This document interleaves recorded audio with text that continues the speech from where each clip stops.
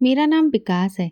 लोग मुझे मजदूर विकास कहते थे और मैं कभी बुरा नहीं मानता था, क्योंकि मजदूर होना मेरे लिए शर्मिंदगी की बात नहीं, मेरी पहचान थी। मैं उन लोगों में से नहीं था जो सपने देखते हैं, बल्कि मैं उन लोगों में से था जो दूसरों के सपने पूरे करने के लिए ईंट, रेत, सीमेंट ढोकर अपनी कमर तोड़ते हैं। मेरे पापा भी यही करते थे, मजदूरी। जब मैं 7 साल का था तो वो बीमार रहने लगे। एक दिन वो काम पर नहीं गए और अगले दिन उनकी अर्थी हमारे घर से उठी। वो दिन है और आज का दिन। मुझे याद नहीं कि मैं कब बच्चा था। शायद मैं कभी था ही नहीं। अंतिम संस्कार वाले दिन मेरे कंधे पर पहली बार बोझ पड़ा था और फिर वो बोझ कभी उतरा ही नहीं। घर में 4 ही लोग रह गए थे। मेरी माँ, मेरी 2 छोटी बहनें और मैं।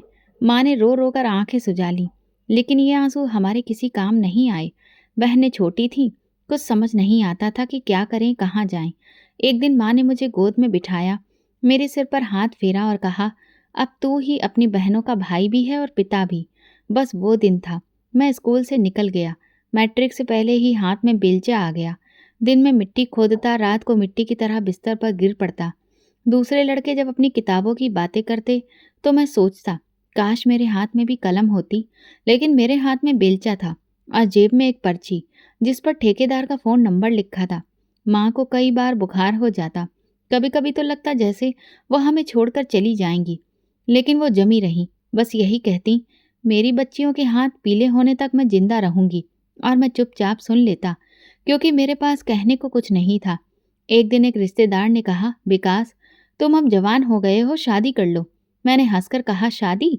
घर में 3 वक्त की रोटी पूरी नहीं तो बीवी को कहाँ से खिलाऊंगा। लेकिन वक्त गुजरता गया और माँ को फिक्र होने लगी।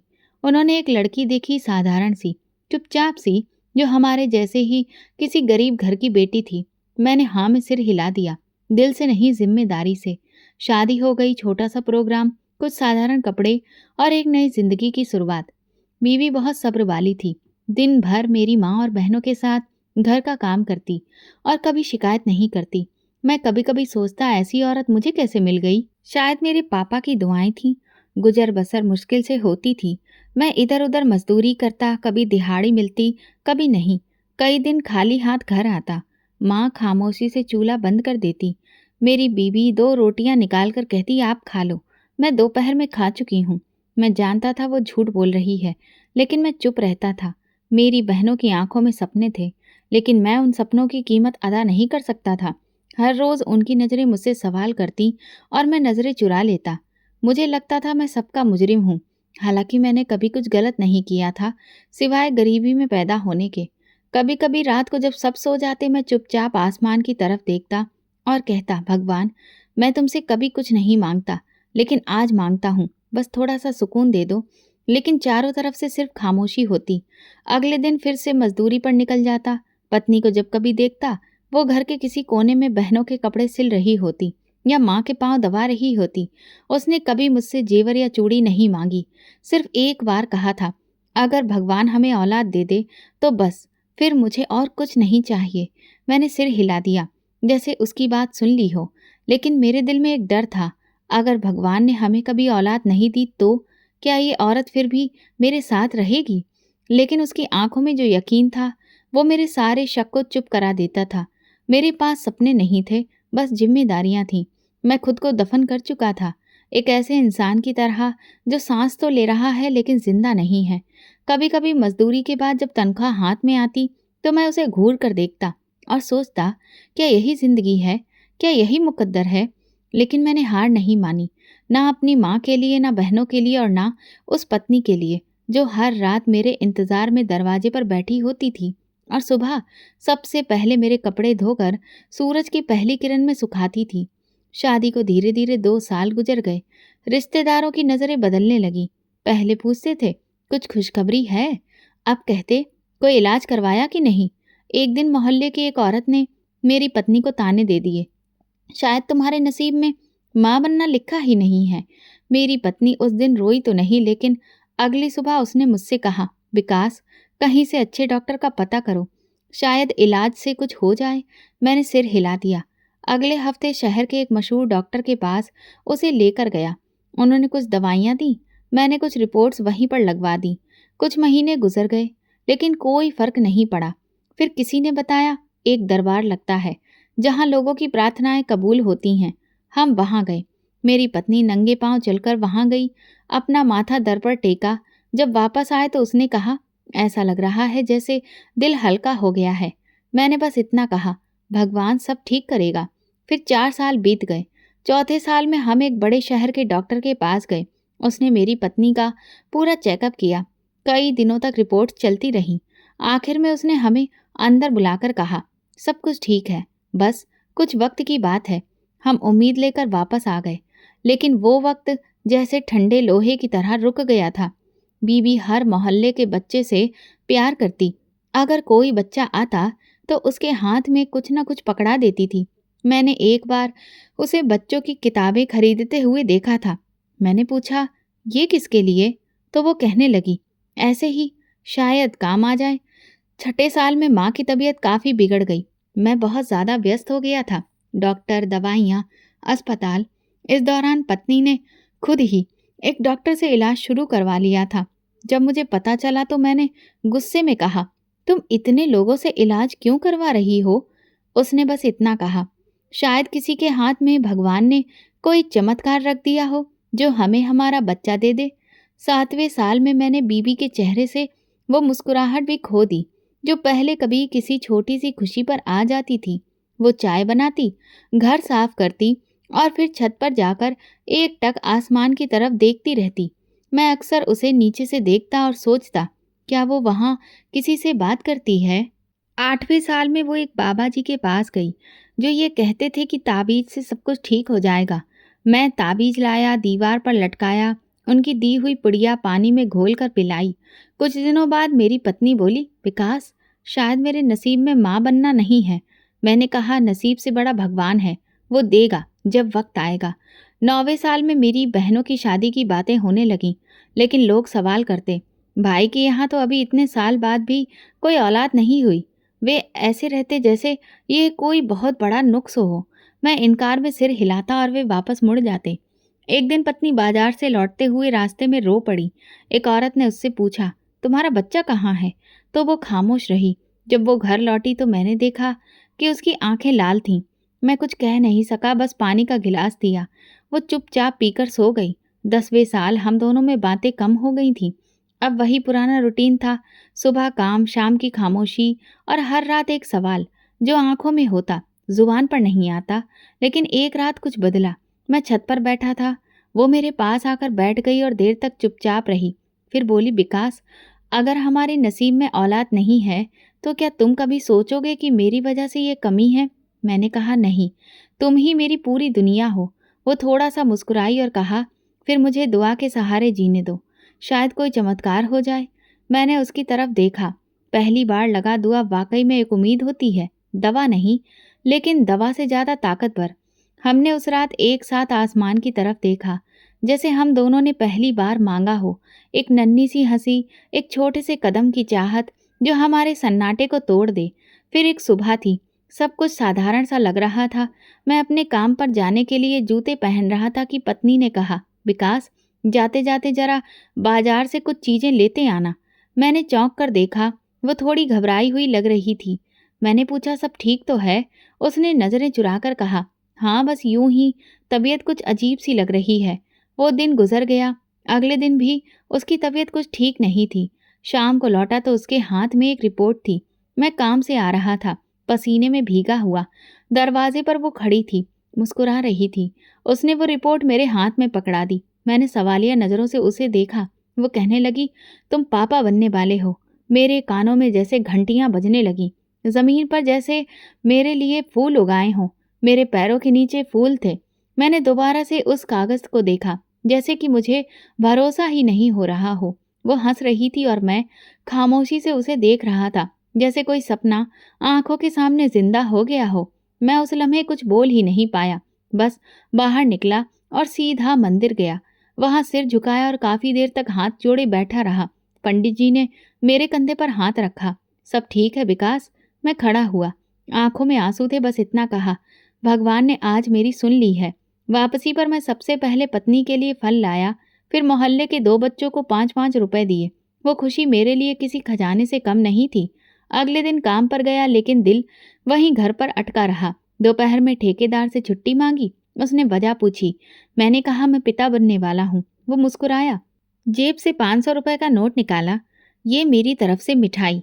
इस शाम मोहल्ले की दुकान से मैं मिठाई खरीदी, 2 किलो बर्फी, आधा किलो लड्डू, कुछ जलेबियां। दुकानदार हैरान होकर बोला, आज क्या बात है विकास भाई? मैंने कहा, प्रार्थनाओं का फल मिल गया है। वो कुछ समझ नहीं पाया लेकिन खुशी मेरे चेहरे से टपक रही थी। मैंने मोहल्ले के हर घर में जाकर मिठाई बांटी। कुछ नहीं पूछा, कुछ ने कहा कि बस आशीर्वाद मिला। मेरी माँ ने जब मिठाई का डिब्बा देखा तो आंखें फैली। विकास, तुम सच कह रहे हो? मैंने सर हिलाया। वो बोली, शुक्र है भगवान का, उसने आखिरकार सुन ली। अब मेरी पत्नी की सेहत का ख्याल रखना मेरी जिंदगी का मकसद बन गया था। हर हफ्ते उसका चेकअप करवाता था। फल, दूध, अच्छा खान पान। एक दिन पत्नी ने कहा, विकास इतना खर्चा मत करो, अभी तो बहुत वक्त है। मैंने कहा, ये वक्त ही तो सबसे कीमती है। मैंने एक लम्हा भी बर्बाद नहीं करना चाहता था। पैसे जमा करने शुरू कर दिए थे। हर दिहाड़ी का कुछ हिस्सा अलग रखना शुरू कर दिया था। जरूरी चीजों में ही खर्च करता। पुराने कपड़ों पर ही गुजारा करने लगा था। काफी खर्च कम हो गए थे लेकिन चेहरे पर अब खुशी बढ़ गई थी। रात को सोते वक्त पत्नी के पेट पर हाथ रखकर मैं खुशी खुशी सोता था। एक दिन वो बोली, क्या सोचते हो? मैंने कहा, मैं ये सोच रहा हूँ कि हमारा बच्चा कैसा होगा, तुम्हारे जैसा या मेरे जैसा। वो हंसने लगी। किसी पर भी जाए बस सेहतमंद हो, बाकी भगवान सब ठीक करे। धीरे धीरे महीने गुजरते गए। हर महीने की रिपोर्ट मेरे दिल की धड़कन से जुड़ी होती। कभी मामूली कमजोरी, कभी चक्कर, लेकिन हम दोनों पहले से मजबूत हो गए थे। रिश्तेदार जो पहले ताने देते थे अब बधाई देने आने लगे थे। कई लोग प्रार्थना के लिए हाथ उठाते, जैसे उनके दिल का बोझ भी हल्का हुआ हो। 7वें महीने में मैंने अपनी पत्नी के लिए एक छोटी सी कुर्सी खरीदी जो आरामदेह थी। उस पर बैठकर वो स्वेटर बुनने लगी। छोटे साइज के स्वेटर, छोटे छोटे मोजे, टोपियां। एक दिन मैंने उससे पूछा, इतनी जल्दी? वो बोली, मुझसे इंतजार ही नहीं हो रहा। मैंने भी एक छोटा सा संदूक खरीदा। उसमें बच्चे के लिए चीजें रखना शुरू कर दी। एक छोटा सा झूला, कपड़े, कुछ खिलौने। मोहल्ले के कुछ लोगों ने दिल खोलकर आशीर्वाद दिया। कुछ ने पुरानी चीजें भी दे दी। मेरे लिए वो सब किसी कीमती खजाने से कम नहीं था। 9वें महीने तक मेरे घर का हर कोना पूरी तरह से मुस्कान से भर गया था। मेरी माँ रात को जाग जाग कर भगवान से प्रार्थना करती। बहनें जो कभी चुप रहती थीं अब बच्चों के लिए नए नए नाम सोचती थीं। फिर वो दिन भी आ गया जिसका मैं बरसों से इंतजार कर रहा था। मेरी पत्नी को दर्द शुरू हुआ तो मैं उसे तुरंत ही अस्पताल लेकर गया। सर्दियों की सुबह थी। सूरज अभी पूरी तरह से निकला भी नहीं था। माँ भगवान के आगे बैठकर पूजा कर रही थी। बहनें घबराई हुई थी और मैं खुद भी कुछ समझ नहीं पा रहा था। बस अस्पताल के बाहर चक्कर पर चक्कर काट रहा था। 2 घंटे बाद नर्स बाहर निकली। उसके चेहरे पर मुस्कुराहट थी। बधाई हो, बेटा हुआ है। ये सुनते ही मेरे शरीर में जैसे करंट दौड़ गया। मैं तुरंत ही दरवाजे की तरफ लपका लेकिन नर्स ने रोक दिया। थोड़ी देर रुक जाइए, सफाई हो रही है। मैं दीवार के साथ टेक लगाकर खड़ा हो गया। मेरे हाथ कांप रहे थे, आंखें छलकने लगी थीं। थोड़ी देर बाद अंदर जाने की इजाजत मिली। कमरे में दाखिल हुआ तो पत्नी कमजोर लग रही थी मगर चेहरे पर अजीब सी रोशनी थी। उसके पहलू में छोटा सा बच्चा लिपटा हुआ लेटा था। गुलाबी सा चेहरा, काले काले बाल, सांस लेता हुआ बिल्कुल एक खूबसूरत जिंदा हकीकत। मैंने धीरे से उसके नन्हे हाथों को छुआ। वो हल्का सा ताकत लगाकर दोबारा सुकून से सो गया। मेरी पत्नी बोली, देखो ये तुम पर गया है ना? तो बिल्कुल इसकी नाक तो तुम्हारे जैसी है। मैंने कहा, इसके हाथ भी छोटे छोटे बिल्कुल मेरे जैसे ही हैं। उस लम्हे मुझे लगा जैसे दुनिया थम गई हो, जैसे इतने सालों का इंतजार, इतना दुख बस उसी एक लम्हे के लिए मैंने सहन किया था। मैंने नर्स को आवाज दी, यहाँ आसपास कोई मिठाई की दुकान है? वो हंसी, अभी से? मैंने कहा, हाँ अभी से, क्योंकि मेरा बेटे ने दुनिया में कदम रख लिया है। अगले दिन अस्पताल से वापसी पर छोटा सा स्वागत किया। मिठाई, दूध और वे कपड़े जो मेरी बहनों ने सिले थे। माँ ने बेटे को गोद में लिया तो वो देर तक चुपचाप उसे लिए बैठी रही और उसके माथे को चूमती रही। बहनों की आंखों में अजीब सी रोशनी थी, जैसे उनकी जिंदगी में भी कोई नया सा रिश्ता आ गया हो। मैंने अपने बेटे का नाम राहुल रखा। सब उसे इसी नाम से पुकारने लगे। काम पर जाता तो बार बार फोन करके पूछता, राहुल ने दूध पिया? रो तो नहीं रहा है? पत्नी अक्सर हंसकर कहती, तुम अपने बेटे से ज़्यादा खुद को संभालो, काम पर ध्यान दो। मैं कहता कि काम तो मैं इसी के लिए कर रहा हूँ। दिहाड़ी के जब पैसे मिलते तो मैं उसे बेटे के लिए कुछ ना कुछ ज़रूर लेकर आता। कभी कोई छोटा-सा खिलौना, कभी एक दूध की बोतल। मुझे लगता कि ये चीज़ नहीं, मेरी मोहब्बत है जो मैं उस पर वार रहा हूँ। घर और काम के बीच में ज़िम्मेदारियाँ बढ़ गई थीं। सुबह काम पर निकलता तो सूरज पूरी तरह से निकला हुआ भी नहीं होता। शाम को वापसी पर कमर सीधी करने की फुर्सत भी नहीं मिलती थी। बीवी के लिए दवा, माँ के लिए दवाइयाँ, बहनों के लिए छोटा-मोटा सामान, सब कुछ मेरी जेब और वक्त से बाहर था, लेकिन मैं कभी भी नहीं रुका। एक दिन मैंने बहनों को बात करते हुए सुना, हमारी उम्र निकलती जा रही है। विकास भैया के बस में हो तो हमारी शादी भी हो जाए। माँ चुपचाप बैठी थी, शायद उनके दिल में बहुत कुछ था, लेकिन जुबान पर नहीं। रात को जब अपनी पत्नी से बात की तो वो कहने लगी, अपने बच्चे के बाद हमें उनके लिए भी सोचना होगा, वरना उनके मन में खटास आ जाएगी। अगले दिन मैंने बहनों की शादी के लिए अलग से पैसे जमा करने शुरू कर दिए, लेकिन दवाओं, बच्चों के खर्च, राशन, सब कुछ तो पहले से ही मुश्किल से पूरा हो पा रहा था। मैंने फिर कुछ और अलग से काम करने शुरू किए। हफ्ते में 2 दिन रात की मजदूरी, इतवार को छोटे-मोटे काम। बस यही उम्मीद थी कि जल्दी ही कुछ बंदोबस्त हो जाएगा। मुन्ना मेरा 6 महीने का हो गया था और मैं ये देखकर हैरान होता था कि वक्त कैसे पंख लगाकर निकल गया। वो मुस्कुराने लगा था, उंगली पकड़कर हल्की-हल्की आवाज़ें निकालता। उसकी एक मुस्कान मेरी सारी थकान को उतार देती थी। एक दिन जब मैं घर आया तो देखा बहनें एक कोने में बैठी रो रही थीं। माँ ने बताया किसी ने उनका रिश्ता देखने से इनकार कर दिया। कह दिया कि माँ बीमार है और भाई पर तो बहुत जिम्मेदारी है। बीवी और बच्चा तो पहले से ही है। मैं चुप हो गया। कुछ कहने के लिए था ही नहीं। उसी रात मुझे नींद नहीं आई, लेकिन सुबह राहुल की हंसी सुनकर लगा जैसे भगवान कह रहा हो कि हिम्मत ना हारो, अभी तो बहुत कुछ बाकी है। राहुल की 5वीं सालगिरह बहुत साधारण थी। ना कोई जश्न, ना मेहमानों की कतार, बस मैं, बीवी, माँ और 2 बहनें। छोटा सा केक काटा। राहुल ने पहली बार अपनी मोमबत्तियां खुद बुझाईं। तालियां बजीं, हमने दुआएं की और उसकी हंसी से घर का हर कोना रोशन हो गया। फिर जैसे एक धुंध आ गई। कुछ दिन बाद राहुल ने रात को खांसी की शिकायत की। मैंने सोचा मौसम बदला है, बच्चे के साथ अक्सर ऐसा हो ही जाता है। पत्नी ने उसका बुखार चेक किया, हल्का था। हमने उसे नीम के पत्तों की भाप दी। ये पुराना नुस्खा है जिसने कई बार काम दिखाया था। अगली सुबह बुखार तेज हो गया था, सांस भी फूली फूली सी थी। मैं उसे पास वाले क्लिनिक में लेकर गया। डॉक्टर ने कहा छोटा मोटा वायरस है, मैं दवा दे रहा हूँ, 2 दिन में फर्क पता चल जाएगा। 2 दिन गुजर गए, फर्क नहीं आया। तीसरी रात राहुल की सांसें तेज हो गईं। पत्नी चीखने चिल्लाने लगी, विकास ये सांस नहीं ले पा रहा है। मैं हड़बड़ाकर उठ बैठा, उसे गोद में उठाए रात के अंधेरे में फिर से क्लिनिक की तरफ दौड़ पड़ा। डॉक्टर ने नेबुलाइजर लगाया। कुछ देर के बाद सांस में थोड़ा सुकून आया। मैंने पूछा, क्या ये साधारण जुकाम बुखार है? वो बोला, लगता तो वैसा ही है, मगर थोड़ा सावधानी रखें। अगर फिर से ऐसा हो तो किसी बड़े अस्पताल में लेकर जाएं। मैंने सर हिलाया, लेकिन दिल में कुछ टूटने लगा था। कुछ दिन तो सुकून से गुजरे। राहुल फिर से हंसने लगा, थोड़ा दौड़ने लगा, लेकिन अब वो पहले जैसी बात नहीं रही। पत्नी बार बार कहती, विकास ये पहले जैसा नहीं रहा। मैं उसे तसल्ली देता, बुखार आने के बाद शरीर में कमजोरी आ जाती है, दवा धीरे धीरे असर कर रही होगी। फिर 1 हफ्ते बाद स्कूल से फोन आया, आपका बच्चा क्लास में बेहोश हो गया है, तुरंत आ जाइए। मैं दौड़कर पहुंचा।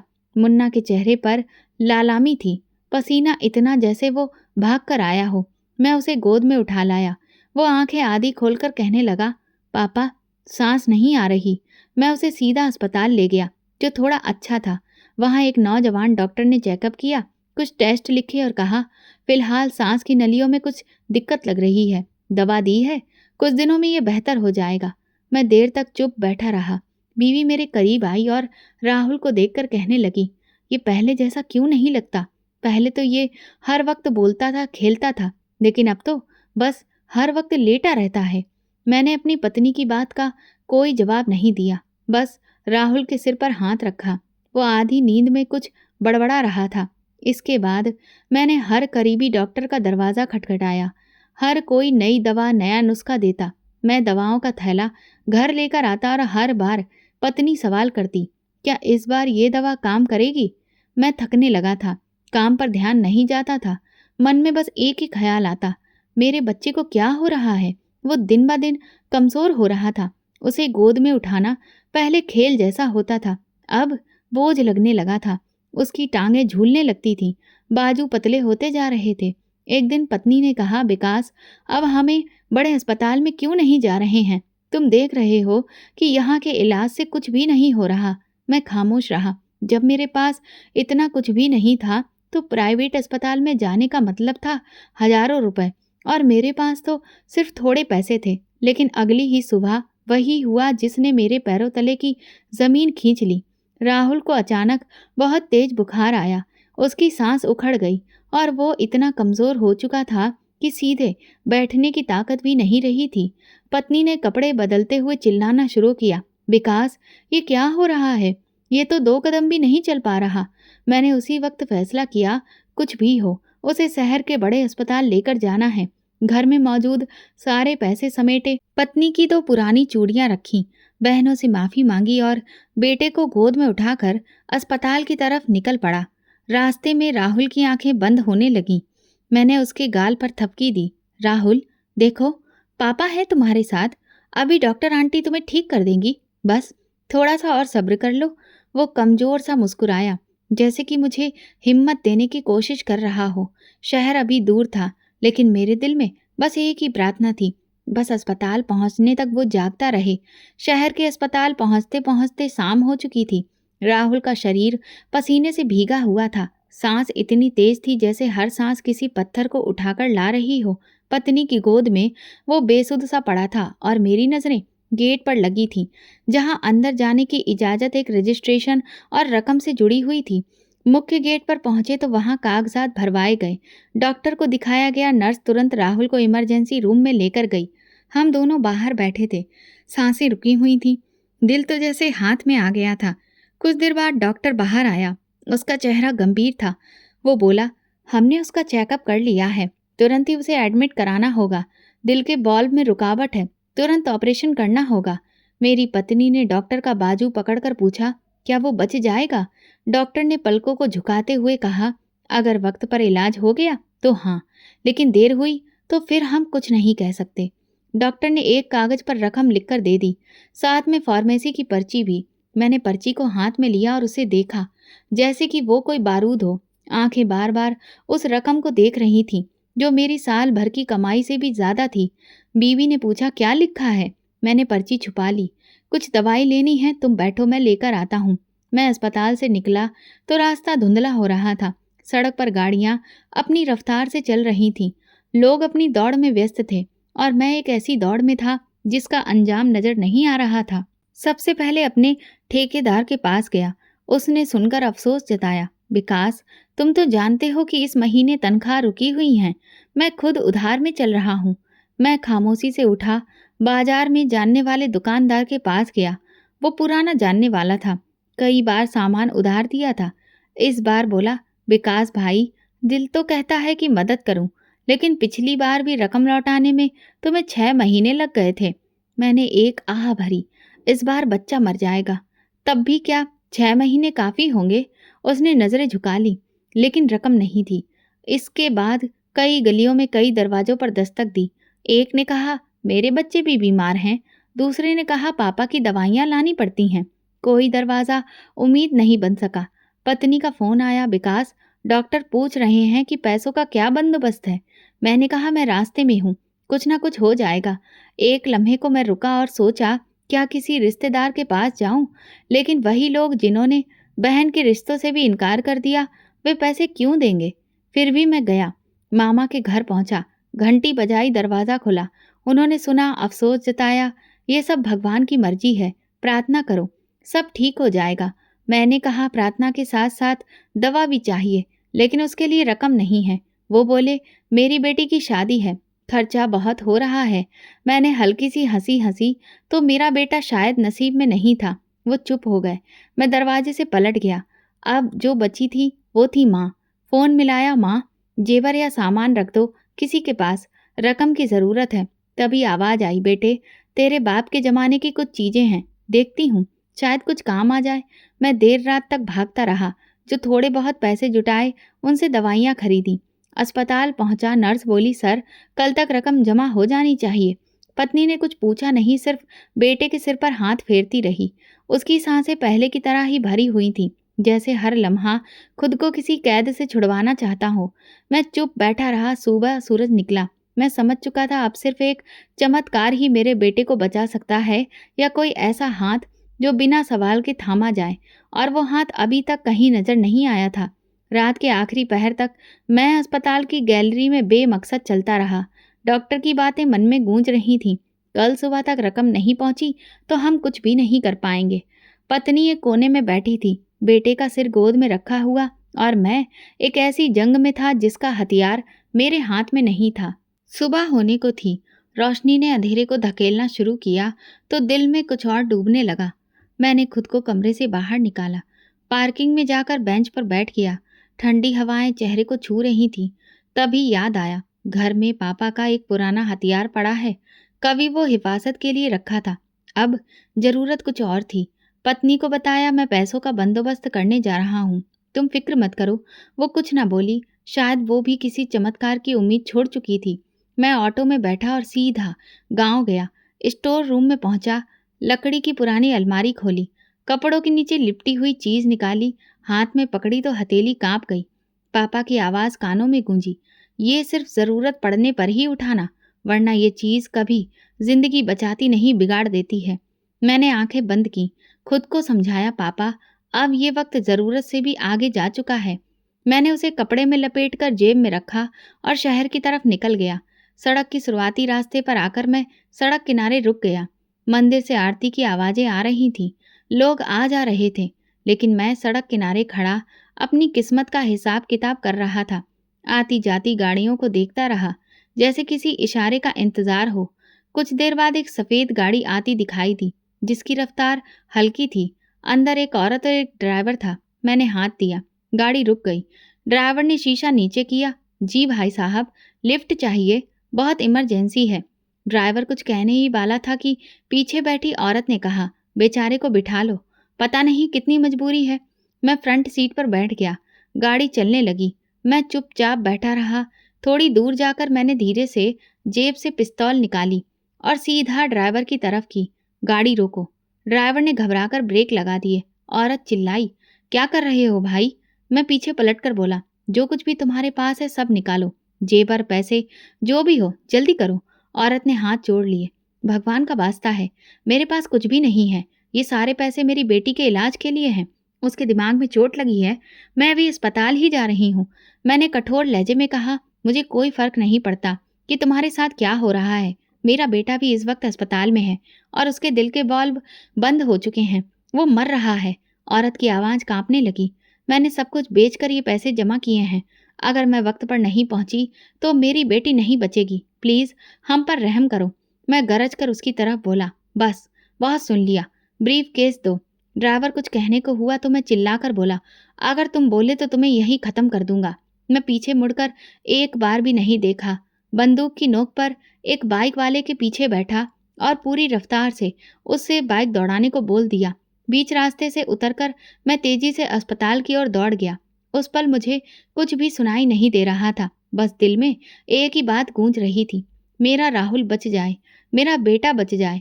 उसी शहर में उसी दिन 2 बच्चे मरने के करीब थे। एक को बचाने के लिए मैंने दूसरे की उम्मीद छीन ली थी। मुझे ये समझ आ चुका था, लेकिन शायद कुछ समझने के लिए बहुत देर हो चुकी थी। अस्पताल पहुंचते ही मैं इमरजेंसी की खिड़की पर लपका, बैग मेज पर रखा और सांस चढ़ाते हुए बोला, रकम लाया हूँ, तुरंत डॉक्टर को जानकारी दे। नर्स ने हैरानी से मेरी ओर देखा, पर्ची ली, बैग देखा और तुरंत फ़ोन उठाया। 2 मिनट बाद डॉक्टर आया, कागजात देखे, पेमेंट की रसीद देखी और बोला, ठीक है, बच्चे को तुरंत ऑपरेशन थिएटर में ले जा रहे हैं। मैं पत्नी की तरफ मुड़ा, वो बेटे के चेहरे को बार बार प्यार से सहला रही थी। डॉक्टर ने कहा, अब आप लोग बाहर इंतज़ार करिए। पत्नी ने आंखों में आंसू लिए बेटे के माथे पर आखिरी बार हाथ रखा और नर्स के साथ वो अंदर चला गया। हम दोनों दरवाजे के बाहर बेंच पर बैठकर अस्पताल के हालातों को देख रहे थे। कदमों की आवाज़, मरीजों की कराहट, सब जैसे किसी फिल्म की आवाज़ें थीं और हम एक सीन में पत्थर जैसे बैठे थे। 4 घंटे गुजर गए। हर गुजरते मिनट के साथ दिल की धड़कन तेज होती जा रही थी। मैं एक बार फिर अस्पताल के मंदिर के कोने में जा बैठा। कुछ भी मांगने का ढंग भूल चुका था। बस खामोशी में आंखें बंद करके बैठा रहा।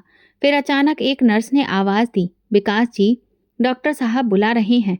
दिल जैसे गले में आ गया। मैं भागता हुआ गया। दरवाज़ा खुला, डॉक्टर मुस्कुरा रहा था। बधाई हो, ऑपरेशन कामयाब हो गया है। अब बस कुछ दिन आईसीयू में रहकर बच्चे को पूरी तरह आराम देना है। मैं बिना पलक झपकाए बस देखता रहा। शब्द गले में अटक गए थे। पत्नी पीछे आ गई, डॉक्टर की बात सुनी और वो तुरंत ही भगवान को धन्यवाद देने लगी। हमारी सारी दुनिया एक खबर में लिपटी हुई थी, बेटा बच गया था।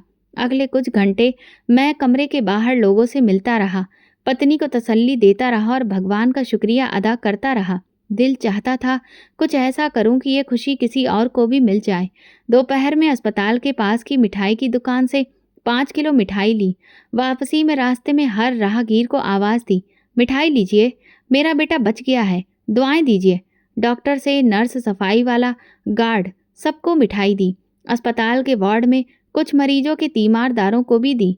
सब हैरान होकर पूछ रहे थे, क्या हुआ? मैं कहता, बस जिंदगी वापस मिल गई, दुआ कीजिएगा। पत्नी ने धीरे से कहा, इतनी मिठाई बांट रहे हो, पैसे कहाँ से आए? मैंने नज़र चुराई। एक दोस्त ने मदद की, बहुत अच्छा इंसान है। उसने शुक्रिया अदा किया। भगवान ऐसा दोस्त सबको दे। बेटे को आईसीयू से निकालकर वार्ड में शिफ्ट कर दिया गया था। अब वो धीरे धीरे बेहतर हो रहा था। चेहरे पर थोड़ी सी रौनक वापस आ गई थी। मैं उसके पास बैठा रहा, उंगली थाम कर।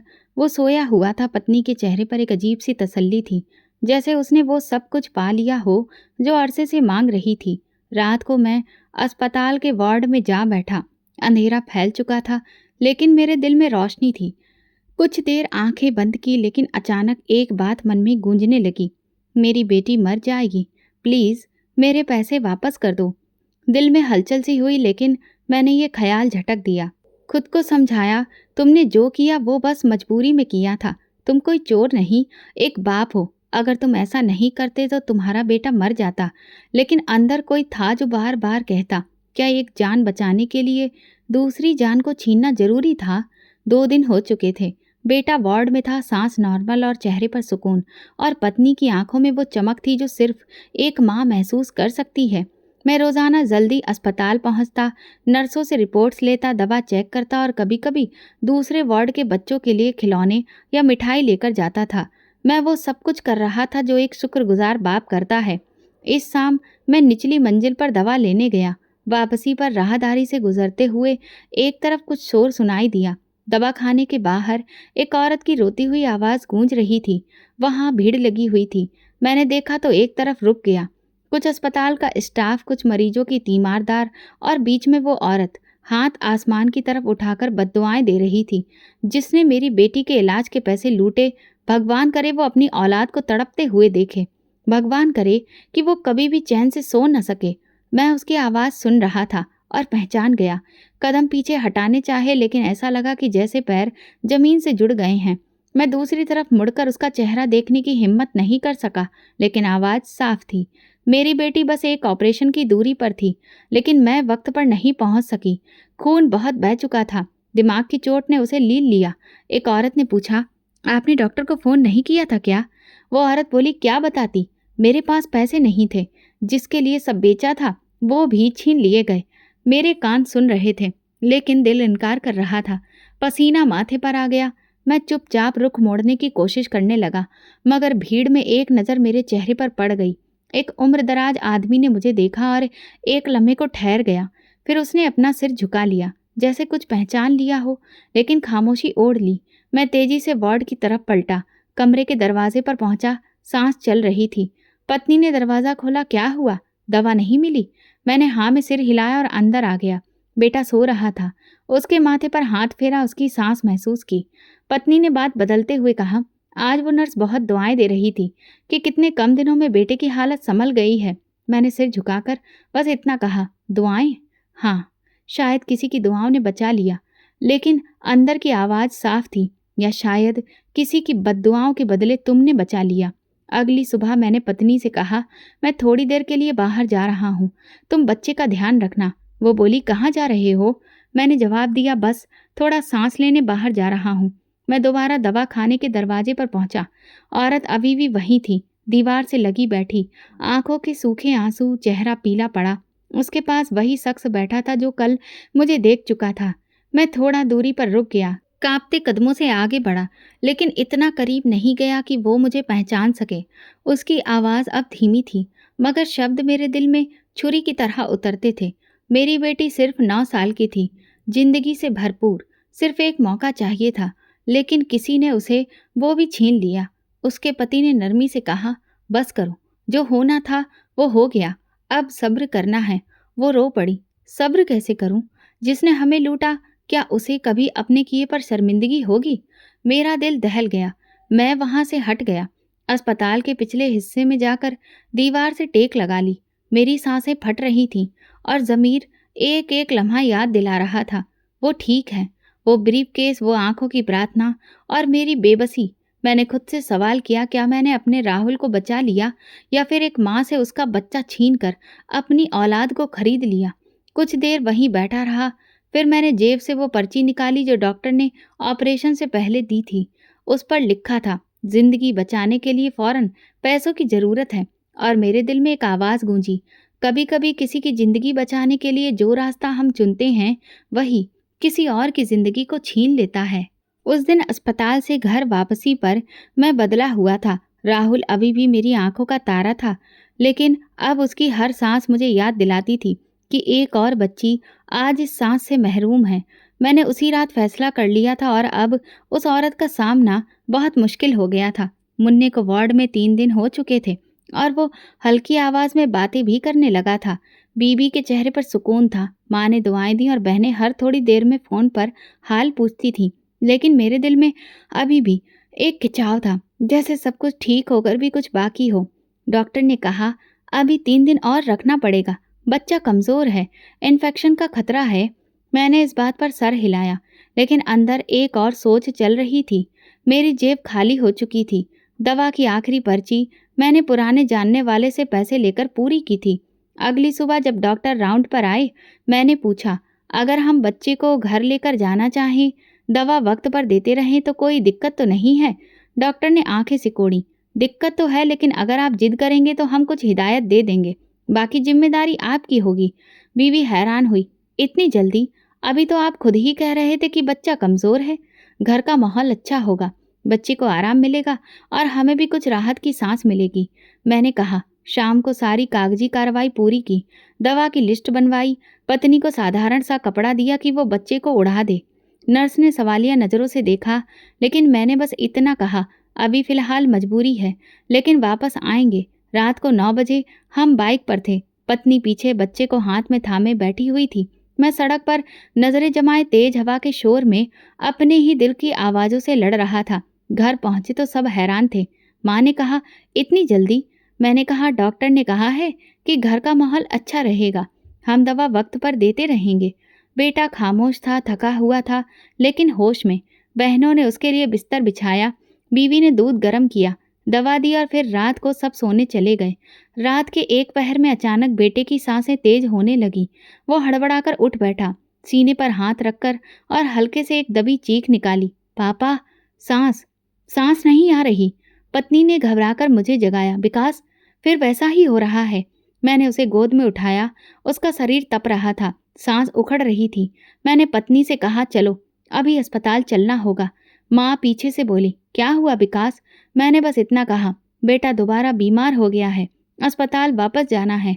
फिर वही रास्ता, वही बाइक, वही अस्पताल, लेकिन इस बार सब और था। जैसे मैं जानता था कि मैंने गलती कर दी है। जैसे ही दरवाजे पर पहुंचे, नर्स ने पहचान लिया, आप तो ले गए थे बच्चे को, क्या हुआ?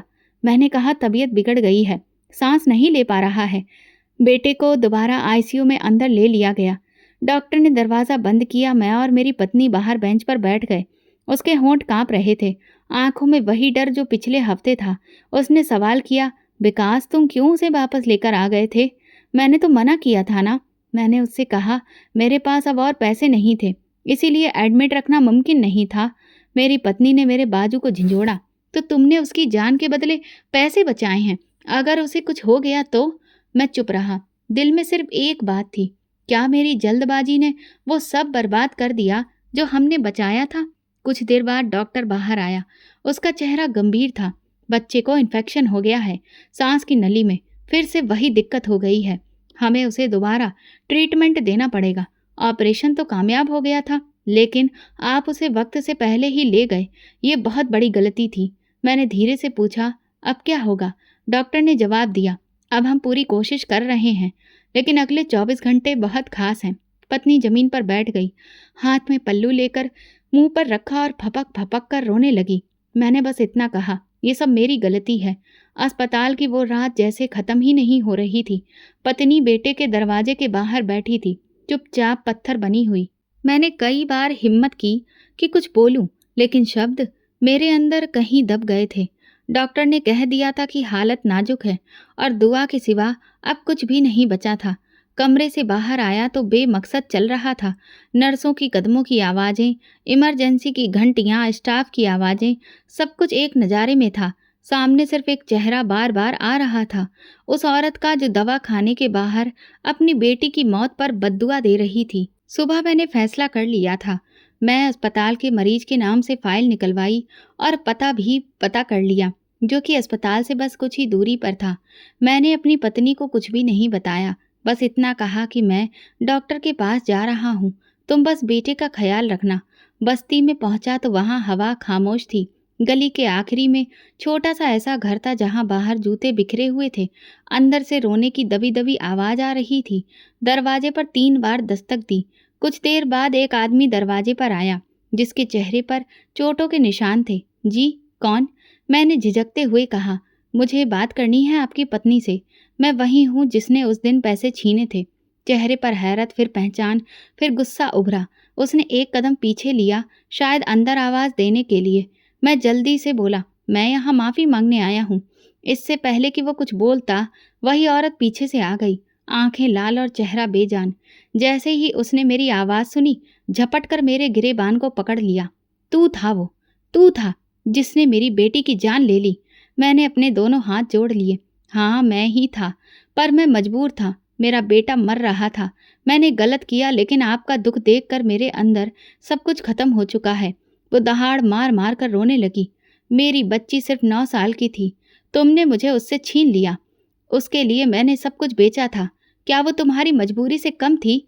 मैंने नज़रें झुका ली। नहीं, वो भी उतनी ही कीमती थी जितनी मेरे बेटे की जान। मुझे कोई भी अधिकार नहीं था, मैं जानता हूँ, लेकिन मैं अब इस बोझ के साथ नहीं जी सकता। उसके पति ने आगे बढ़कर उसके हाथों से मेरा गिरेबान छुड़वाया। तुम अब कुछ भी कर लो, लेकिन अब हमारी बेटी वापस नहीं आ सकती। लेकिन अगर ये सच है कि तुम पछता रहे हो, तो तुम्हें माफ़ी भी मांगनी होगी और हिसाब भी पूरा करना होगा। मैंने सर हिलाया। मैं अपना घर बेच दूंगा, किराए के मकान में रह लूंगा, पर आपकी रकम पूरी वापस करूंगा, एक एक पैसा लौटा दूंगा। औरत ने मेरा चेहरा भरकर देखा, फिर नीचे बैठ गई। कुछ लम्हे खामोश रही, फिर बोली, तुम जानते हो तुमने क्या किया? तुमने हमें जीते जी मार दिया है। मैंने धीरे से कहा, अब मेरी जिंदगी भी वही है। मेरे बेटे की सांस उसी वक्त में अटक गई थी जब मैंने वो रकम छीनी थी। उसके पति ने कहा, हो सकता है यह हमारे भगवान की तरफ से एक आजमाइश थी। हमने सब कुछ खो दिया और शायद भगवान ने तुम्हें भी एक सबक दिया है। मैंने ब्रीफ केस से जितने पैसे बाकी थे वो निकाले और आगे बढ़ा। ये अभी के हैं, बाकी जैसे जैसे मुमकिन होगा दूंगा। औरत ने वो पैसे नहीं लिए, बस इतना कहा, इसे बच्चे के लिए रखना जिसे तुमने बचाया। मैं तुम्हें माफ़ करती हूँ, पर अगर तुम वादे से पलटे तो मेरा दिल कभी तुम्हें माफ़ नहीं करेगा। मैंने सर झुकाकर ज़मीन को देखा, फिर उनके पैरों को। शुक्रिया, आपने मेरे बच्चे को माफ़ कर दिया। मुझे तो शायद ज़िंदगी भर खुद को माफ़ करना नहीं आएगा। वापसी पर दिल में एक हल्कापन था। मैं जानता था सफ़र ख़त्म नहीं हुआ, बल्कि हिसाब का वक्त अब शुरू हुआ था। अस्पताल वापस पहुंचा तो पत्नी बाहर बैठी मिली। मेरे चेहरे पर नज़र पड़ी तो बोली, कहाँ गए थे? मैंने सिर्फ इतना कहा, माफ़ी लेने। पत्नी ने बच्चों के कमरे की तरफ इशारा किया। जाकर देखा, वो सो रहा है, लेकिन सांस मामूली है। डॉक्टर कह रहा है एक बार फिर चेकअप के बाद देखने पर पता चलेगा कि कितनी जान बाकी है। मैं दरवाजे पर खड़ा रहा। सांसों की आवाज़ आ रही थी, लेकिन मेरे दिल में सिर्फ एक प्रार्थना थी, भगवान, अब अगर सजा देनी है तो मुझे देना, बच्चे को नहीं। सुबह सूरज निकला, मुझे तो अस्पताल के कमरे में सिर्फ खामोशी सुनाई दी। पत्नी कुर्सी पर सर झुकाए बैठी थी। डॉक्टर धीरे से अंदर आया, बच्चे की नब्ज चेक की, ऑक्सीजन लेवल देखा और कुछ देर बाद सर हिला दिया। पत्नी ने डॉक्टर की आंखें देखकर सब समझ लिया। उसने बेटे के सीने पर हाथ रखा, फिर पत्थर हो गई। मैं वहीं दरवाजे के पास खड़ा था, जैसे जमीन रुक गई थी। कदम आगे नहीं बढ़े। डॉक्टर मेरे पास आया। हमने पूरी कोशिश की, लेकिन इसकी सांस बहुत कमज़ोर हो चुकी थी। दिल ने जवाब दे दिया। मेरी आंखें खाली थीं। मैं दरवाजे के कोने पर बैठ गया, कमर दीवार से लगा ली और गर्दन नीचे गिरा दी। पत्नी रोते हुए बेटे को सीने से लगाए थी। नर्स आगे बढ़ी, उसके हाथों से बच्चा लिया, चादर में लपेटा और वार्ड से बाहर निकल गई। अगले कुछ घंटे धुंधले थे। कागजी कार्रवाई, कफन, दफन, सब कुछ जैसे किसी और के लिए हो रहा था। अंतिम यात्रा में मोहल्ले के कुछ लोग आए, 2 रिश्तेदार भी। जब मिट्टी डाल रहे थे तो एक मुट्ठी दिल पर चोट कर रही थी। मुझे लग रहा था जैसे मिट्टी मेरी छाती पर पड़ रही हो। पत्नी मेरे साथ वहीं बैठी थी, चुपचाप। उसने कहा, अगर तुम उसे वहीं अस्पताल में रहने देते, वापस घर नहीं लाते, तो शायद वो बच जाता। मैंने बस इतना कहा। अगर मैं कभी उसे लेकर गया ही ना होता, शायद तब भी वो बच जाता। वो बोली, नहीं, अगर तुमने वो पैसे ना लिए होते तो शायद किसी और की बेटी बच जाती। भगवान ने हमें दिखा दिया कि दूसरों का हक छीनकर कभी बरकत नहीं आती। उस दिन के बाद मन में हर बार सवाल होता, क्या तुमने खुद को माफ़ किया? मैंने कभी भी पत्नी से दोबारा इस वाक़ये का जिक्र नहीं किया, ना उस औरत का, ना उसकी बेटी का, ना अस्पताल के दवा खाने का। लेकिन मेरे अंदर वो चीखें अभी भी गूंजती हैं। कभी कभी बाजार में कोई लड़की नजर आती तो मैं रुक कर उसकी माँ को देखता। दिल कहता शायद वही हो, लेकिन हर बार कोई और निकलता और मैं खाली दिल के साथ आगे बढ़ जाता। एक दिन एक पुराना जानने वाला मिला। उसने बताया कि वो इंसान जिसकी बेटी की मौत हुई थी, अब दूसरे शहर चला गया है। उसका छोटा सा कारोबार है। मैंने उसका पता मांगा, लेकिन उसके पास नहीं था।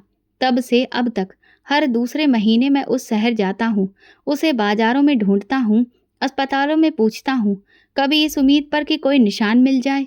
मेरे पास जो पैसे होते हैं, जो मैंने बचाए हैं, वही मेरी असली ज़िंदगी हैं। लोग कहते हैं मैं बदल गया हूँ, कोई कहता है खामोश हो गया हूँ, लेकिन सच ये है मैं सिर्फ माफ़ी में लगा हूँ। पत्नी कभी कभार पूछती है, क्या तुम अभी भी उसके बारे में सोचते हो? मैं कहता हूँ जब तक सांस बाकी है तब तक सोचना बाकी है।